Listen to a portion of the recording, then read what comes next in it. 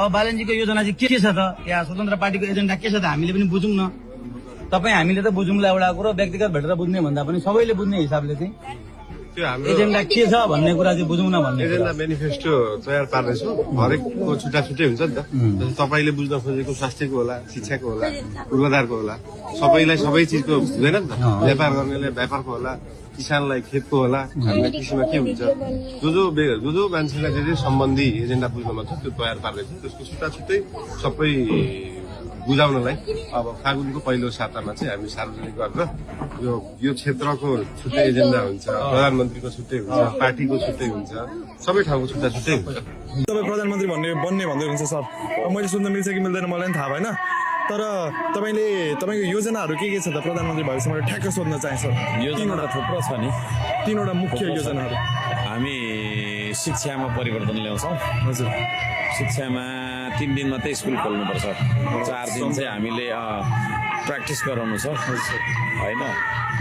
साहित्य, कला, सिर्जना होइन, तपाईँको चाहिँ नि श्रम, आविष्कार, उत्पादन यस्ता कुराहरूमा चाहिँ हामीले 4 दिन इन्गेज गराउनुपर्छ। पहिलो कुरा शिक्षा।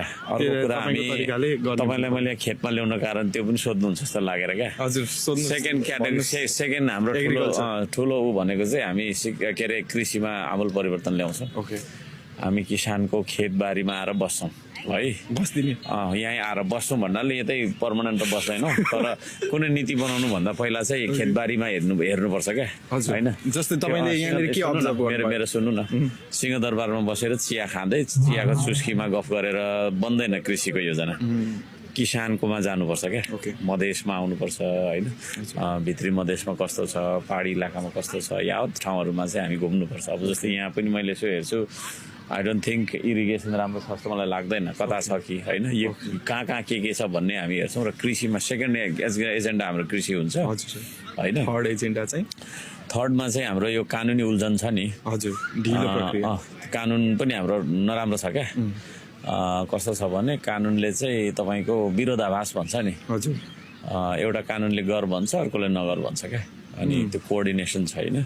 जस्तै हाम्रो बडीभित्र विभिन्न अर्गान छ नि, हामीसँग किडनी छ, लङ्स छ होइन, लिभर छ, तिनीहरूको त सबैको कोअर्डिनेसनले चाहिँ हाम्रो बडी बन्ने हो नि त, चल्ने हो नि त। तर हाम्रो सरकार चाहिँ कस्तो छ भने एउटा मन्त्रालयको काम अर्को मन्त्रालय रोक्छ क्या।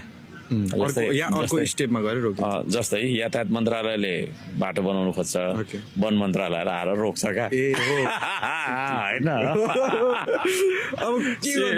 सरकारको त्यसले गर्दाखेरि त्यो खालको विरोधाभासपूर्ण कानुनलाई चाहिँ हामी परिवर्तन गर्छौँ र हजुर, अनि गरी खाने कानुन बनाउनु